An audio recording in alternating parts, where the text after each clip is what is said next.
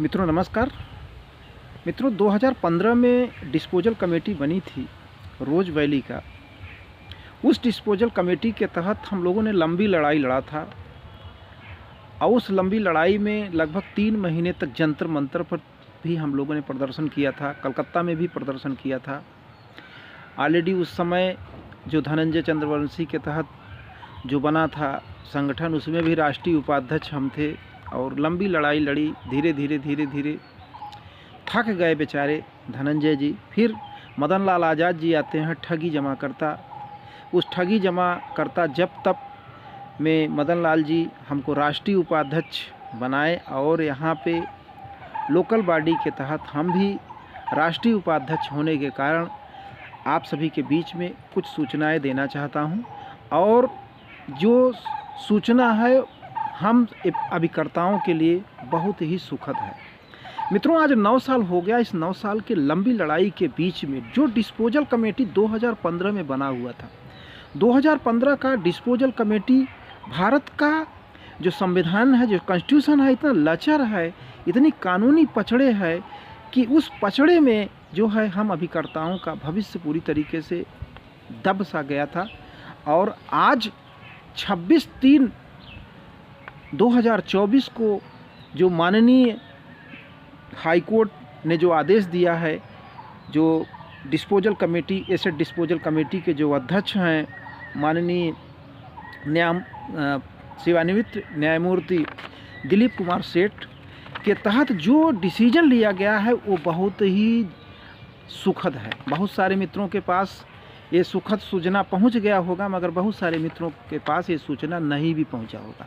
मित्रों सबसे बड़ी बात है कि डिस्पोजल कमेटी 2015 में जो बनी हुई थी, 26 मार्च 2024 को अब तक के बीच में बहुत सारे डिसीजन आए, बहुत सारे डिसीजन को प्रभावित भी किया।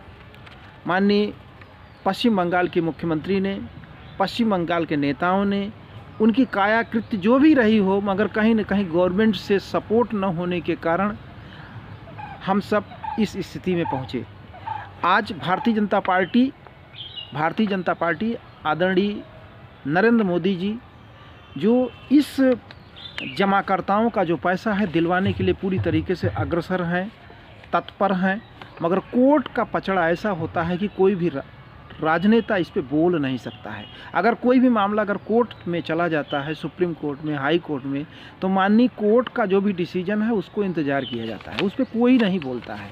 मगर बड़े सुखद की बात है कि 26 मार्च 2024 को डिसीजन जो आया है, और उस डिसीजन के तहत हमको कहाँ पे अपने भुगतान के लिए जो नोटिफिकेशन सीबीआई ने दिया हुआ है, उस भुगतान के लिए हमको कहाँ अपने बॉन्ड को, हमें कितना भुगतान चाहिए, हमने कितना पैसा दिया है, हमने रियल इस्टेट में दिया है कि हमने होटल इंडस्ट्रीज में पैसा लगाया है, हमने MIS में लगाया है, जहाँ भी लगाया है हमको उसका बॉन्ड जो है, जो नोटिफिकेशन दिया है सीबीआई ने, उस नोटिफिकेशन में हमको जानकारी अपनी डालनी पड़ेगी, अपने बॉन्ड को सबमिट करना पड़ेगा। तब वो डिस्पोजल अटैच जो कमेटी है उसको जांच करेगी, तब हमको भुगतान मिलेगा। मित्रों सबसे बड़ी बात यह है कि आज लंबी लड़ाई के बाद जो ये आया हुआ है तो इससे काफ़ी हद तक लगभग 90% जो पचड़ा था वो बिल्कुल ख़त्म हो चुका है।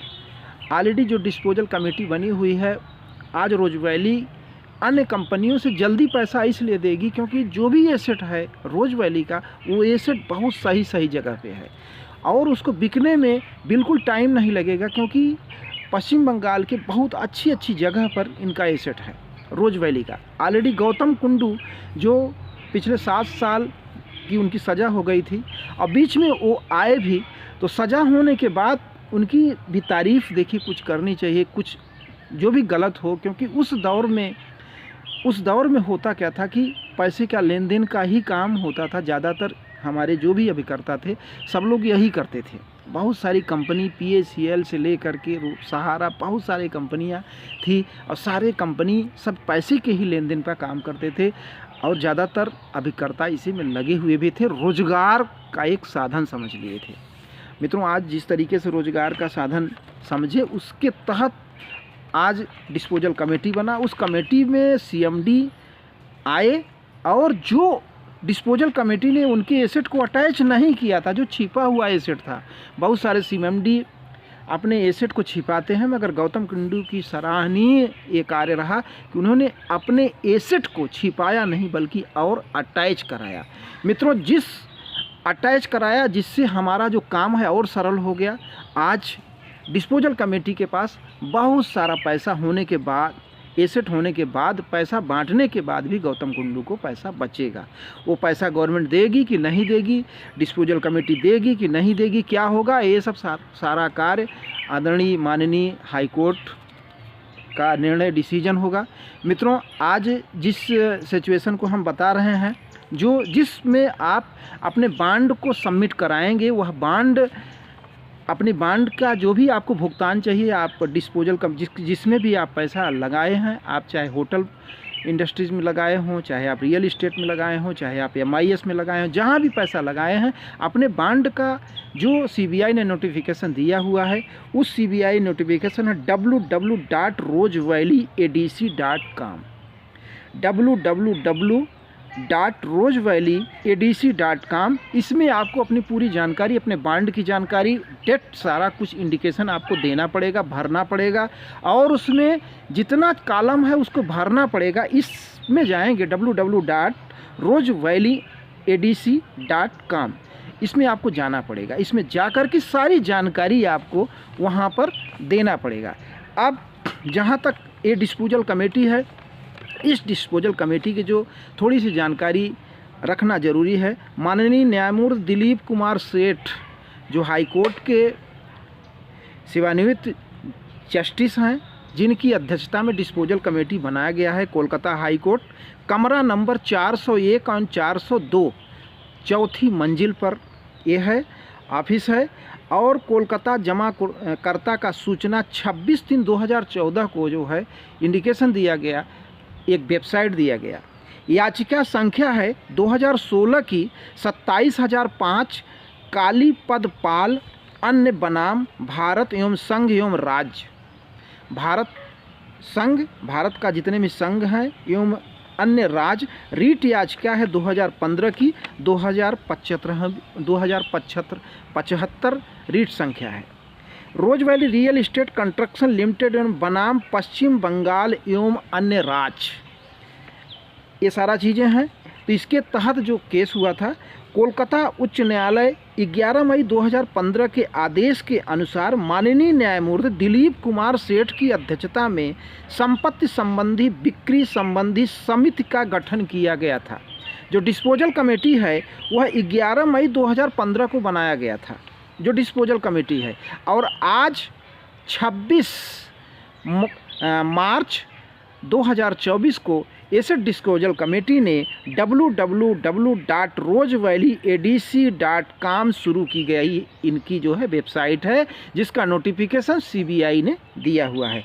माननीय समिति 18 मार्च 2024 को यह निर्देश दिया है कि संपत्तियों आदि की बिक्री संबंधी समिति का जो वेबसाइट है www.rosevalleyadc.com शुरू की गई है। अपने दावा के अनुसार प्रस्तुत करें, जो भी आपका लेन देन, जो भी आपका, चाहे होटल इंडस्ट्री में हो, चाहे आपका रियल इस्टेट में हो, चाहे आपका MIS में हो, रोज वैली का जो भी आपके पास भुगतान के लिए जो भी आपने पैसा दिया हुआ है, चाहे बांड जो भी आपके पास है, उसको इंडिकेशन आपको करना पड़ेगा, भरना पड़ेगा, सूचना देना पड़ेगा आपका भुगतान कैसे करना है, कैसे करेगी। ये डिस्पोजल कमेटी का है। माननीय न्यायमूर्ति दिलीप कुमार सेठ, जिसकी अध्यक्षता कर रहे हैं एसेट डिस्पोजल कमेटी, उनके माध्यम से आपको पैसा मिलेगा।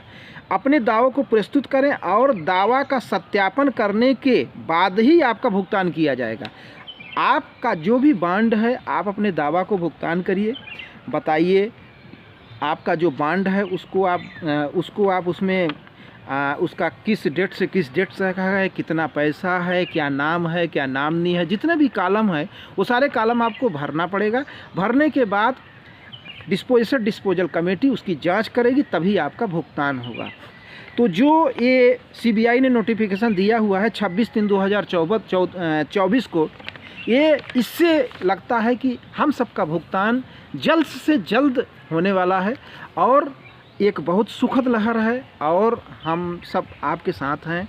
और सभी लोग जो है सरकार के पक्ष में जो डिसीजन लिया गया है, ऑलरेडी भारतीय जनता पार्टी पिछले चुनाव में ही जो है इन्होंने आदरणीय नरेंद्र मोदी जी ने कलकत्ता में जो है बोला था, पश्चिम बंगाल में अपने चुनाव पीरियड में ही बोला था कि रोज़ वैली का पैसा मिलना चाहिए।